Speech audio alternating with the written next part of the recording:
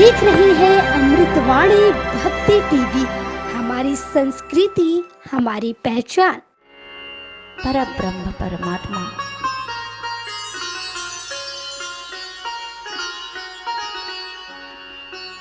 परम पुरुष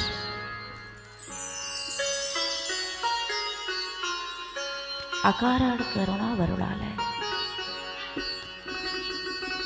अनंत कोटि ब्रह्मांड नायक नंदनंदन यशोदा नंदन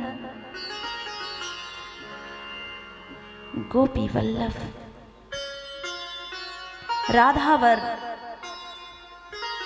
द्वारिकाधीश देवकी सुत वसुदेव पुत्र ब्रजजन प्राण वल्लभ श्री कृष्ण उनकी प्रियतमा उनकी आह्लादिनी शक्ति श्री किशोरी जो समस्त योगी हृदय ध्यायिनी ब्रज ब्रजेश्वरी रास रासेश्वरी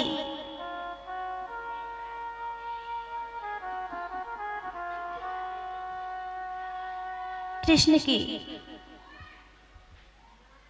प्रियतमा कृष्ण की प्राण वल्लभा कृष्ण की प्रेयसी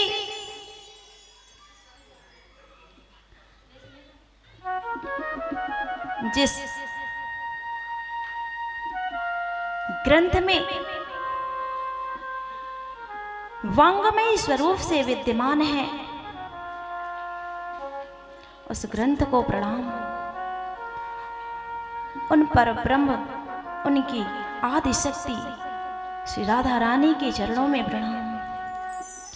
वही शक्ति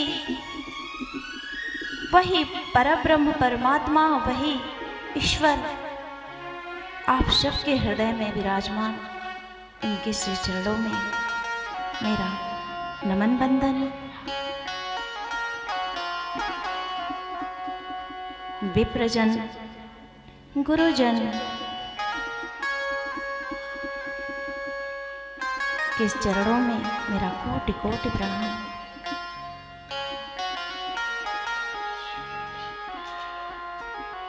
मातृशक्ति माताएं बहनें स्नेहिल अनुज छोटे जितने भी लोग यहाँ हैं विद्यमान सबको राधे राधे। उनके हृदय में परमात्मा जो अप्रत्यक्ष रूप से विद्यमान है प्रणाम। वाद्य यंत्रों पे साथ दे रहे माँ सरस्वती का असीम आशीर्वाद प्राप्त करने वाले संगीत के द्वारा महिमा का बखान करने वाले संगीतकारों को मेरा नमन बंदन। यहाँ के दिग्वाल देवता यहाँ के स्थान देवता यहाँ के ग्राम देवता यहाँ के प्रत्यक्ष अप्रत्यक्ष विद्यमान समस्त शक्तियों को मेरा हृदय से कोटि कोटि प्रणाम नमन बंदन। आप सब लोगों से एवं यहाँ समस्त विद्यमान शक्तियों से मैं विनम्र निवेदन करूंगी कि आइए आप सब लोग मुझे आशीर्वाद दीजिए और यहाँ जो प्रत्यक्ष रूप से भक्तगण विद्यमान हैं आप लोग मेरा सहयोग कीजिए ताकि श्रीमद् भागवत महापुराण का पारायण निर्विघ्न रूप से संपूर्ण करें। बिनु जाने होए नहीं परतीति और बिनु परतीति होए नहीं प्रीति। हमें कथा से प्रेम हो इसलिए कथा क्या है पहले ये जानना पड़ेगा। तो प्रथम दिवस में महात्मा अर्थात कथा का, ग्रंथ का महत्व समझा जाएगा, महिमा जानी जाएगी। तो हम लोग आज महात्मा का ज्ञान प्राप्त करेंगे।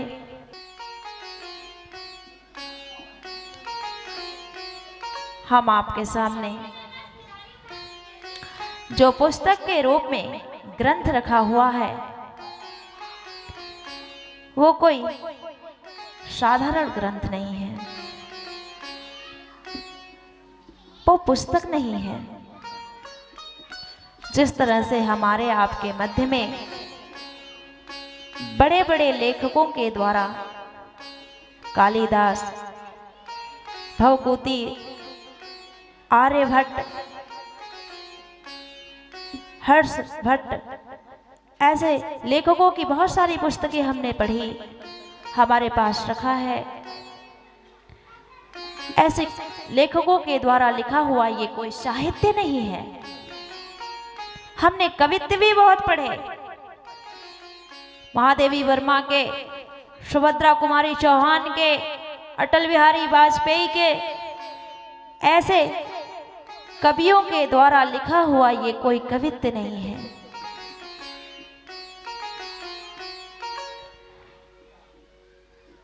जिस प्रकार से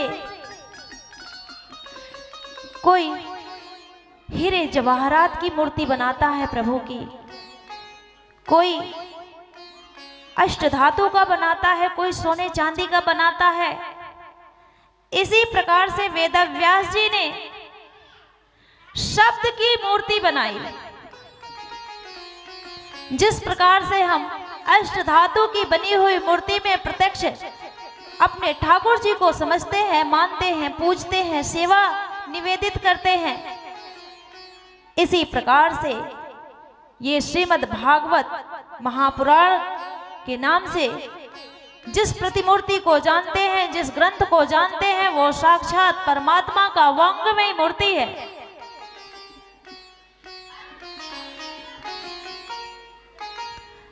ये इतना आसान नहीं है।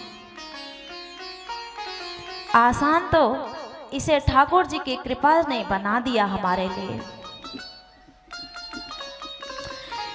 ठाकुर जी की थोड़ी कृपा की नजर हुई हम पे, किशोरी जी ने थोड़ी हम पर नजर फेरी और अपने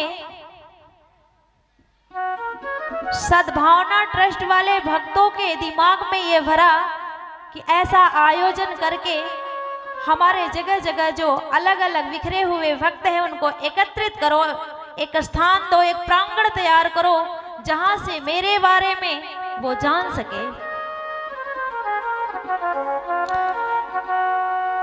धन्यवाद है सद्भावना ट्रस्ट वालों को जिन्होंने ऐसा सुंदर आयोजन किया।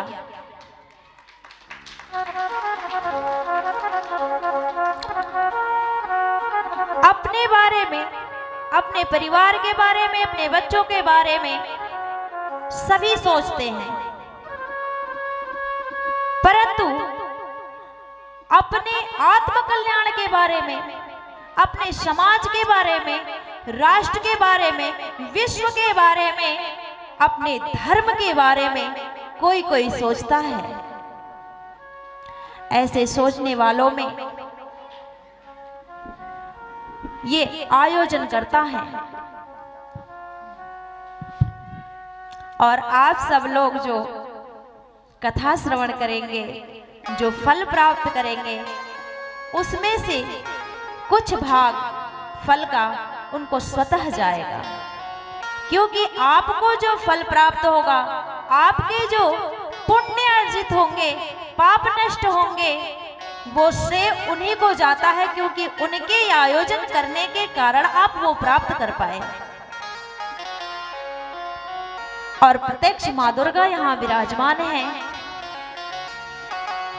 ऐसा सुंदर प्रांगण, ऐसा सुंदर माघ का महीना, ऐसा सुंदर तीर्थ यमुना का किनारा जहां से जल भर करके आप लाए, ऐसे सुंदर ठाकुर जी ग्रंथ के रूप में विद्यमान हुए, ऐसा अवसर जीवन में कभी कभी आता है।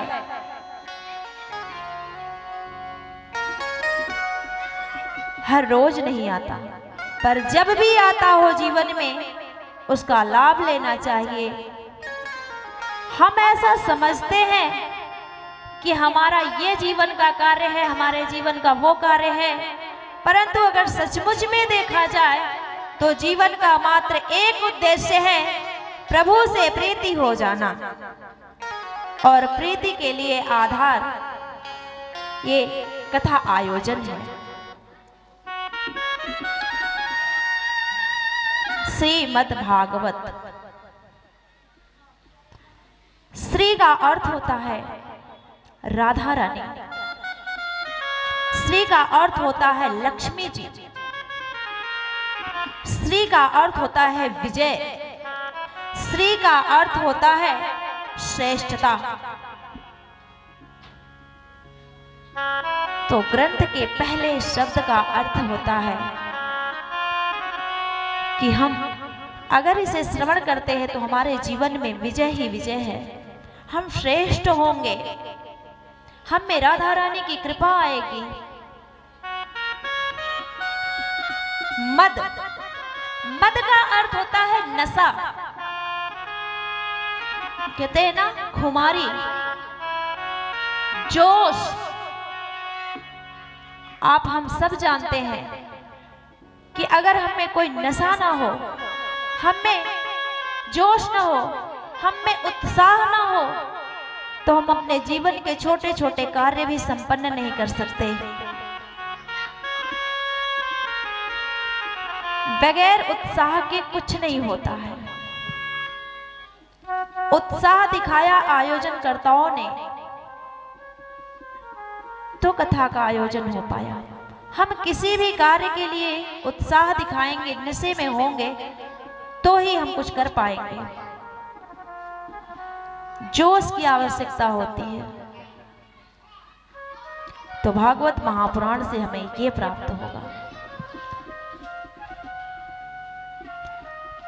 पहले भागवत के पहले शब्द का अर्थ है भा से भक्ति।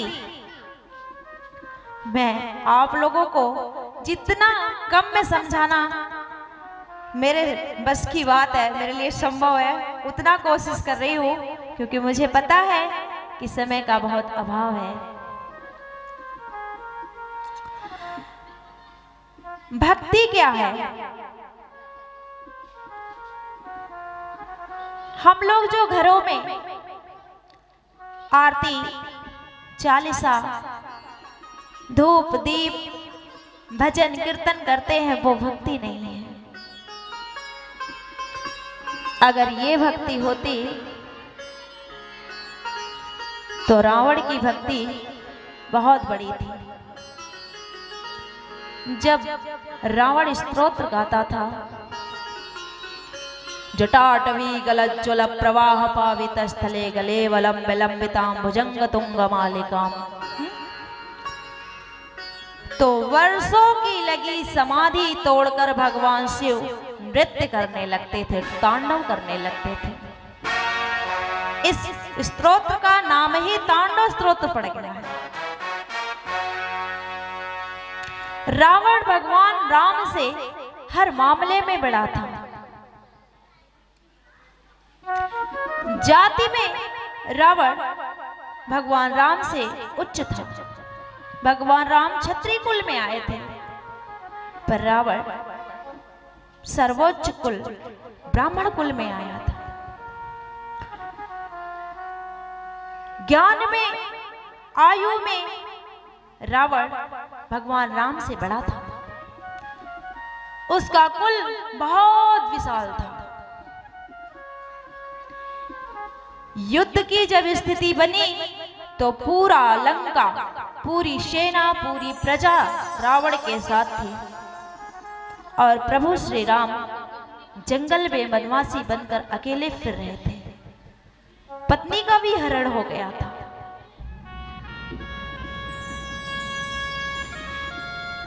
परंतु भगवान राम की भक्ति में जो भाव है वो रावण की भक्ति में नहीं था, इसलिए सारी श्रेष्ठता धरी की धरी रह गई।